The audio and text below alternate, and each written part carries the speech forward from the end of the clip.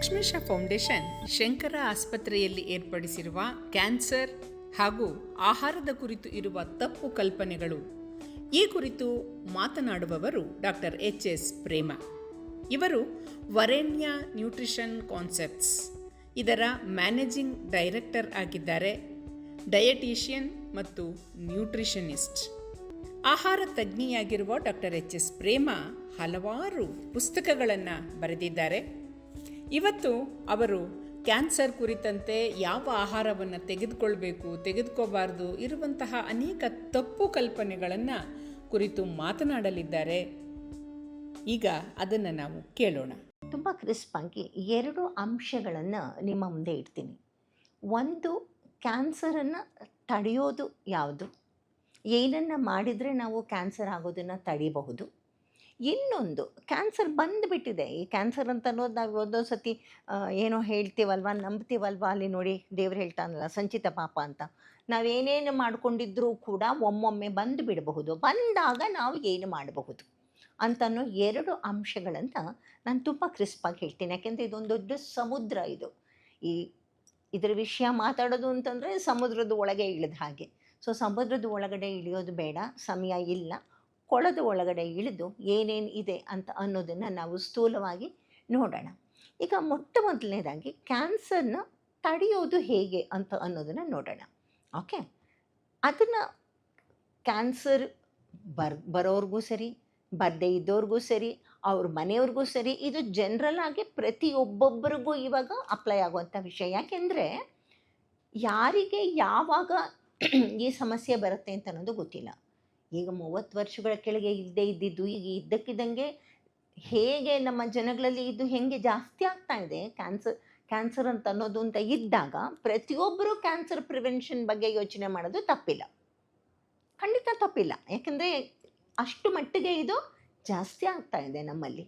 So ಹಾಗಾಗಿ cancer ಪ್ರಿವೆನ್ಷನ್ನು ಪ್ರತಿಯೊಬ್ಬರಿಗೂ apply ಆಗುತ್ತೆ. ಇದು ಏನು ಕ್ಯಾನ್ಸರ್ ಯಾತಕ್ಕೆ ಬರುತ್ತೆ ಅಂತ ಅನ್ನೋದು ನಿಮ್ಮ ಡಾಕ್ಟರ್ಗಳು ನಿಮಗೆ ಖಂಡಿತ ಡೇ 1 ಬ್ರೀಫ್ ಮಾಡಿರ್ತಾರೆ. ಹಲವಾರು ಕಾರಣಗಳಿದೆ. 1 ಅಲ್ಲ, 2 ಅಲ್ಲ, 3 ಅಲ್ಲ, 30 ಅಲ್ಲ, ಇನ್ನೂ ಹೆಚ್ಚಿನ ಕಾರಣಗಳು ಕ್ಯಾನ್ಸರ್ಗೆ ಇದೆ. ಹಾಗಿದ್ದಾಗ ಯಾವುದನ್ನು ನೀವು ಹಿಡ್ಕೊಂಡು ಅದನ್ನು ಸರಿ ಮಾಡೋಕ್ಕೆ ಹೋಗ್ತೀರಾ? ನಾವೀಗ ಒಂದನ್ನೇ ಯೋಚನೆ ಮಾಡ್ಬೋದು. ಕ್ಯಾನ್ಸರು ಪ್ರಮುಖವಾಗಿ ಆಹಾರಗಳಿಂದ ಬರ್ತಿದೆ ಅಂತ ಇದ್ದಾಗ, ಅಂದರೆ ನಾವು ಏನನ್ನು ಸೇವಿಸ್ತಿದ್ದೀವಿ ಒಳಗಡೆ ಅದರಿಂದ ಬರ್ತಾ ಇದೆ ಅಂತ ಅನ್ನೋ ಅಂಶ ಇದ್ದಾಗ ಅದನ್ನು ಮಾತ್ರ ನಾನು ತೆಗೆದುಕೊಳ್ತೀನಿ. ನಾನು ಆಗಲೇ ಹೇಳ್ದಂಗೆ ಅನೇಕ ಕಾರಣಗಳಿದೆ. ಅನೇಕ ಕಾರಣಗಳಲ್ಲಿ ಇದನ್ನು ಮಾತ್ರ ನಾನು ತೆಗೆದುಕೊಳ್ತೀನಿ. ನಾವು ಏನನ್ನು ಸೇವಿಸ್ತಿದ್ದೀವಿ ಅದರಿಂದ ನಮಗೆ ಹೇಗೆ ಕ್ಯಾನ್ಸರ್ ಬರ್ತಾ ಇದೆ ಅಂತ. ಅಲ್ಲೂ ಕೂಡ ನಾವು ಏನನ್ನು ಸೇವಿಸ್ತೀವಿ ಅಂತ ಅನ್ನೋದು ಕೂಡ ತುಂಬ ಇದೆ. ಒಂದು ಗಾಳಿ ಬರುತ್ತೆ, ಒಂದು ನೀರು ಬರುತ್ತೆ, ಒಂದು ಆಹಾರ ಬರುತ್ತೆ. ನಾನಿವತ್ತು ಗಾಳಿ ವಿಷಯನೂ ಮಾತಾಡೋಕ್ಕೆ ಹೋಗ್ತಿಲ್ಲ, ನೀರು ವಿಷಯನೂ ಮಾತಾಡೋಕ್ಕೆ ಹೋಗ್ತಿಲ್ಲ. ಹೇಳಿದ್ನಲ್ಲ, ಮಾತಾಡ್ತಾ ಇದ್ದರೆ ನಾಳೆ ತನಕ ಬರೀ ಅದೇ ಮಾತಾಡ್ತಾ ಇರಬೇಕು. ಸೊ ಬರೀ ಆಹಾರವನ್ನು ಮಾತ್ರ ನಾನು ತೆಗೆದುಕೊಂಡು ಇವತ್ತು ನಾನು ಮಾತಾಡ್ತಾ ಇದ್ದೀನಿ. ನಾವು ಏನು ಆಹಾರ ಸೇವಿಸ್ತಾ ಇದ್ದೀವಿ, ಈ ಸೇವಿಸ್ತಿರೋ ಆಹಾರ ನಮಗೆ ಆರೋಗ್ಯ ಕೊಡ್ತಾ ಇದೆಯಾ, ಕ್ಯಾನ್ಸರ್ ಕೊಡ್ತಾ ಇದೆಯಾ? ಒಂದು ಸತಿ ನಾನು ಹೇಳ್ತೀನಿ, ಭಯ ಆಗ್ಬೋದು, ಭಯ ಪಡ್ಸೋಕ್ಕೋಸ್ಕರ ಖಂಡಿತ ನಾನು ಬಂದಿಲ್ಲ. ನಿಮ್ಮಲ್ಲಿರೋ ಭಯನ ಹೋಗ್ಸೋಕ್ಕೋಸ್ಕರ ನಾನು ಇಲ್ಲಿ ಕೂತಿದ್ದೀನಿ. ನಾವು ತಿಂತಿರೋ ಆಹಾರಗಳಲ್ಲಿ ಹೆಚ್ಚಿನ ಆಹಾರಗಳು ನಮಗೆ ಕ್ಯಾನ್ಸರನ್ನು ಕೊಡುವಂತಹ ಅಂಶಗಳು ನಮ್ಮ ಆಹಾರದಲ್ಲಿದೆ. ಕಾರಣ ಏನು ಗೊತ್ತಾ? ನಾವು ತಿಂತಿರೋ ಅನ್ನದಿಂದ ಅಲ್ಲ, ನಾವು ತಿಂತಿರೋ ಬೇಳೆಯಿಂದ ಅಲ್ಲ, ನಾವು ತಿಂತಿರೋ ಸೊಪ್ಪಿಂದ ಅಲ್ಲ, ನಾವು ಬೆಳೆಸುತ್ತಿರೋ ಅನ್ನದಿಂದ, ಅಕ್ಕಿಯಿಂದ, ನಾವು ಬೆಳೆಸ್ತಾ ಇರೋ ಬೇಳೆಯಿಂದ, ನಾವು ಬೆಳೆಸ್ತಾ ಇರೋ ಸೊಪ್ಪಿನಿಂದ ಅಲ್ಲ, ಆ ಬೇಳೆಯಿಂದ ಅಲ್ಲ ಅನ್ನೋದನ್ನು ಅಲ್ಲಿ ಕನ್ಫ್ಯೂಸ್ ಮಾಡ್ಕೋಬಾರ್ದು ನೀವು. ನಾವು ಬೆಳೆಸ್ತಿರೋ ರೀತಿಯಿಂದ ನಾವು ವಿಷವನ್ನು ಸ್ವೀಕಾರ ಮಾಡ್ತಾ ಇದ್ದೀವಿ. ನಮ್ಮ ದೇಹದಲ್ಲಿ ವಿಷ ಹೋದಾಗ ಏನಾಗುತ್ತೆ ಅನ್ನೋದನ್ನು ಫಸ್ಟು ಚಿಕ್ಕದಾಗಿ ಹೇಳ್ಬಿಡ್ತೀವಿ. ಮನುಷ್ಯನ ದೇಹ ಯಾವ್ದ್ರಿಂದ ತಯಾರಾಗಿದೆ? ಎಲ್ಲರೂ ಹೇಳ್ತೀರಾ, ಜೀವಕೋಶಗಳಿಂದ ತಯಾರಾಗಿದೆ. ಎಲ್ರಿಗೂ ಗೊತ್ತಿರೋದೇನೆ ಅದು. ಮೂಳೆ ಮಾಂಸ ಎಲ್ಲ ಬಿಟ್ಟು ಇನ್ನು ಫೈನರ್ ಲೆವೆಲಿಗೆ ಬಂದಾಗ ಮನುಷ್ಯನ ದೇಹ ತಯಾರಾಗಿರೋದು ಜೀವಕೋಶಗಳಿಂದ. ಈ ಜೀವಕೋಶಗಳು ನಮ್ಮ ದೇಹದಲ್ಲಿ 3 ಟ್ರಿಲಿಯನ್ನಷ್ಟು ಇದೆ. 3 ಟ್ರಿಲಿಯನ್ನಷ್ಟು ನಮ್ಮ ದೇಹದಲ್ಲಿ ಇದೆ. ಇದು ಒಂದು ಮನುಷ್ಯನ ಥರ ನಾನು ನಿಮ್ಗೆ ಇಲ್ಲಿ ಕಣ್ಮುಂದೆ ಕಾಣಿಸ್ತಿದ್ದೇನಲ್ಲ, ನಾನು ಖಂಡಿತ ಒಂದು ಮನುಷ್ಯ ಅಲ್ವೇ ಅಲ್ಲ. ನನ್ನಲ್ಲಿ 3 ಟ್ರಿಲಿಯನ್ ಮನುಷ್ಯರಿದ್ದಾರೆ. ಯಾಕೆಂದರೆ ಒಂದೊಂದು ಜೀವಕೋಶನೂ ನಾನು ಹೇಗೆ ಇಲ್ಲಿ ನಿಂತ್ಕೊಂಡು ಮಾತಾಡ್ತಾ ಇದ್ದೀನೋ ನನ್ನ ಒಳಗಡೆ ಇರೋ ಜೀವಕೋಶ ಮಾತಾಡುತ್ತೆ. ನನ್ನ ಒಳಗಡೆ ಇರೋ ಜೀವಕೋಶ ಉಸಿರಾಡುತ್ತೆ. ನನ್ನ ಒಳಗಡೆ ಇರೋ ಜೀವಕೋಶ ಅನ್ನವನ್ನು ಸ್ವೀಕರಿಸುತ್ತೆ, ಅಂದರೆ ಊಟ ಮಾಡುತ್ತೆ. ನನ್ನ ಒಳಗಡೆ ಇರೋ ಜೀವಕೋಶ ವಿಸರ್ಜನೆಯನ್ನು ಮಾಡುತ್ತೆ. ಒಂದೊಂದು ಜೀವಕೋಶನೂ ಸಂತಾನೋತ್ಪತ್ತಿಯನ್ನು ಮಾಡುತ್ತೆ. ಒಂದೊಂದು ಜೀವಕೋಶನೂ ಯೋಚಿಸುತ್ತೆ, ಮೆದುಳಿದೆ. ಅಲ್ಲಿಗೆ ಜೀವಕೋಶಗಳಿಗೆ ಮೆದುಳಿದೆ, ಶ್ವಾಸಕೋಶಗಳಿದೆ, ಡೈಜೆಸ್ಟಿವ್ ಟ್ರ್ಯಾಕ್ ಇದೆ, ಎಲ್ಲವೂ ಇದೆ ಜೀವಕೋಶ. ಅಲ್ಲಿಗೆ ಅದು ಹೇಗೆ ಹೇಳ್ತೀರಾ ಅದು ಒಂದು ಮನುಷ್ಯ ಅಲ್ಲ ಅಂತ? ಒಂದು ಮನುಷ್ಯ ಅಂತ ಹೇಳ್ಬೇಕಾದ್ರೆ ಅವನು ಯೋಚಿಸ್ಬೇಕು, ಅವನು ಸಂತಾನ ವೃದ್ಧಿ ಮಾಡಬೇಕು, ಅವೆಲ್ಲ characters of A human being. The same character ನಮ್ಮ ಒಂದೊಂದು ಜೀವಕೋಶದಲ್ಲೂ ಇದೆ ಅಂತಂದರೆ ನಾನು ಒಂದು ಮನುಷ್ಯ ಅಲ್ಲ, ನಾನೇನಿದ್ರು ಒಂದು ಕಾಲೋನಿ ಅಥವಾ ಒಂದು ಅಪಾರ್ಟ್ಮೆಂಟ್ ಅಷ್ಟೇ. ನಾನೇನು ನಿಮ್ಮ ಕಣ್ಣು ಮುಂದೆ ನಿಂತಿದ್ದೀನಿ, I am not just one single entity. ನಾನೊಂದು ಅಪಾರ್ಟ್ಮೆಂಟಲ್ಲಿ ನಿಂತ್ಕೊಂಡ್ಬಿಟ್ಟಿದ್ದೀನಿ, ಇದ್ರ ಒಳಗಡೆ ಬೇಕಾದಷ್ಟು ಮನೆಗಳಿದೆ. ಒಂದೊಂದು ಜೀವಕೋಶನೂ ಒಂದೊಂದು ಮನೆ.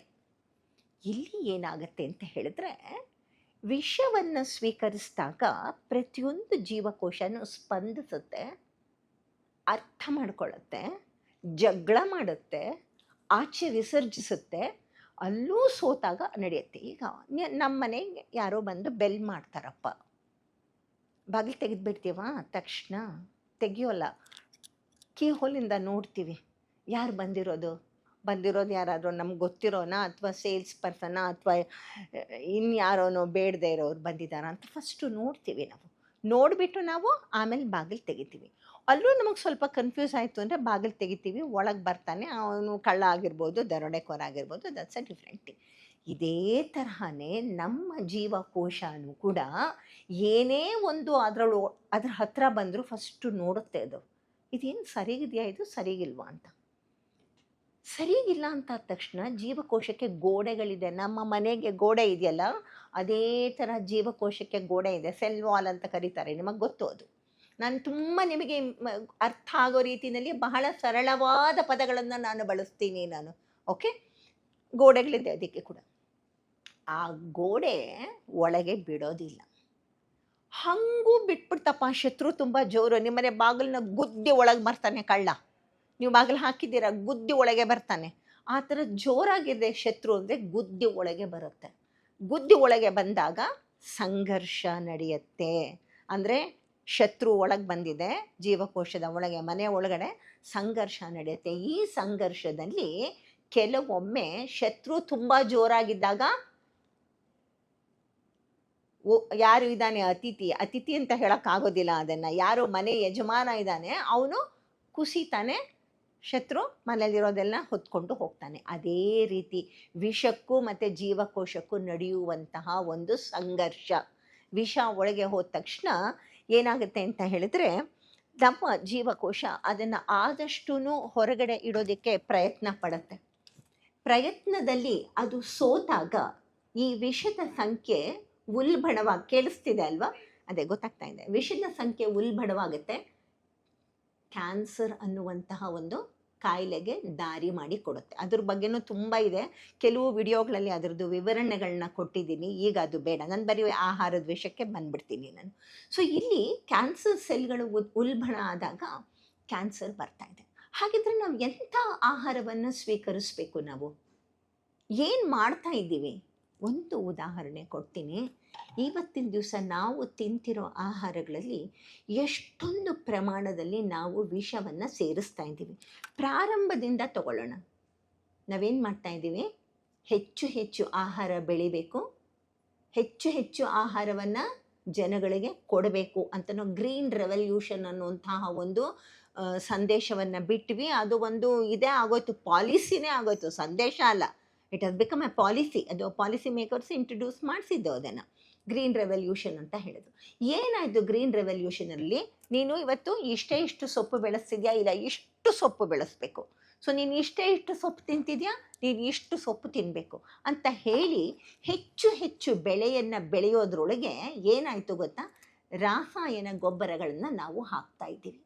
ಇದ್ರ ಬಗ್ಗೆ ನಿಮಗೆ ತುಂಬ ಚೆನ್ನಾಗಿ ಗೊತ್ತಿದೆ. ರಾಸಾಯನ ಗೊಬ್ಬರಗಳು ಭೂಮಿಯನ್ನು ಮಾತ್ರ ಸವಕಳಿ ಮಾಡ್ತಾ ಇಲ್ಲ, ಆಹಾರದ ಒಳಗಡೆ ಇರುವ ಆಹಾರ ಅಂಶಗಳನ್ನು ಕೂಡ ಅದು ಸವಕಳಿ ಮಾಡ್ತಾ ಇದೆ.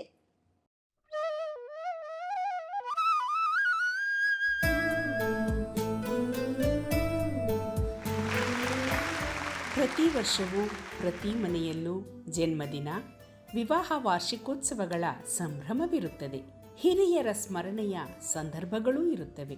ಇವುಗಳನ್ನು ಬೇರೆಯವರ ಬದುಕಿಗೆ ನೆರವಾಗುವ ಹಾಗೆ ಸಾರ್ಥಕಪಡಿಸಿಕೊಳ್ಳಲು ಲಕ್ಷ್ಮೀಶಾ ಫೌಂಡೇಶನ್ ಅವಕಾಶ ಕಲ್ಪಿಸಿದೆ. ಕ್ಯಾನ್ಸರ್ ಕೇರ್ ಗಿವರ್ಸ್ ಕೇರ್ ಸಂಸ್ಥೆ ಲಕ್ಷ್ಮೀಶಾ ಫೌಂಡೇಶನ್ ಕ್ಯಾನ್ಸರ್ ಕಾಯಿಲೆಯಿಂದ ಬಳಲುತ್ತಿರುವವರ ಮಕ್ಕಳ ಭವಿಷ್ಯ ಕಮರಿ ಹೋಗಬಾರದು ಎನ್ನುವ ಕಾರಣಕ್ಕಾಗಿಯೇ ಇಂತಹ ಮಕ್ಕಳ ಶಿಕ್ಷಣಕ್ಕೆ ನೆರವಾಗುವುದಕ್ಕೆ ದೊಡ್ಡ ಮಟ್ಟದಲ್ಲಿ ಶ್ರಮಿಸುತ್ತಿದೆ. ಲಕ್ಷ್ಮೀಶಾ ಫೌಂಡೇಶನ್ ಬದಲಾಗುತ್ತಿರುವ ಅಗತ್ಯಗಳಿಗೆ ತಕ್ಕ ಹಾಗೆ ತನ್ನ ಕಾರ್ಯವ್ಯಾಪ್ತಿಯನ್ನು ಹಿಗ್ಗಿಸಿಕೊಂಡಿದೆ. ಮಕ್ಕಳ ಭವಿಷ್ಯ ರೂಪಿಸುವ, ಅವರ ಕನಸು ಅರಳಿಸುವ ಸದುದ್ದೇಶದಲ್ಲಿ ನಿಮ್ಮ ಪಾಲ್ಗೊಳ್ಳುವಿಕೆಯೂ ಇರಲಿ. ಇವತ್ತು ನೂರಾರು ಮಹಿಳೆಯರಿಗೆ ಮತ್ತು ಪುರುಷರಿಗೂ ಆದರ್ಶವಾಗಿದ್ದಾರೆ. ಕ್ಯಾನ್ಸರ್ ಈ ರೋಗದ ವಿರುದ್ಧ ಹೋರಾಡ್ತಾ ಇರುವಂತಹದ್ದು ಅನುಕರಣೀಯ. ಲಕ್ಷ್ಮೀಶಾ ಫೌಂಡೇಶನ್ ಎಲ್ಲರ ನೆರವಿನೊಂದಿಗೆ ನಿರಂತರವಾಗಿ ಈ ಮಹತ್ ಕಾರ್ಯ ನಡೆಸುತ್ತಿದೆ. ಯಾವುದೇ ರೀತಿ ಸಹಾಯ ಅದು ನಿಸ್ಸಂಕೋಚವಾಗಿ ಕೇಳಿ, ನಾನು ಇದೀನಿ ಜೊತೆಗೆ. ನೀವು ನಮ್ಮೊಂದಿಗೆ ಕೈ ಜೋಡಿಸಿ. ಲಕ್ಷ್ಮೀಶಾ ಫೌಂಡೇಶನ್ ಇಂದ ನಮಗೆ ತುಂಬಾ ಹೆಲ್ಪ್ ಆಗಿದೆ. ಎಜುಕೇಶನಲ್ ಸಪೋರ್ಟ್ ಮಾಡುತ್ತಿದ್ದಾರೆ. ಧನ್ಯವಾದಗಳು. ತುಂಬಾ ಸಹಾಯ ಮಾಡ್ತಾ ಇದ್ದಾರೆ. ಹೆಚ್ಚಿನ ಮಾಹಿತಿಗೆ ನಮ್ಮ ವೆಬ್ಸೈಟ್ ವಿಳಾಸ www.lakshmishafoundation.org. ನೆರವು ನೀಡುವವರು ಈ QR ಕೋಡ್ ಬಳಸಿಯೂ ನೀಡಬಹುದು ಅಥವಾ ಬ್ಯಾಂಕ್ ವಿವರವೂ ಇಲ್ಲಿದೆ.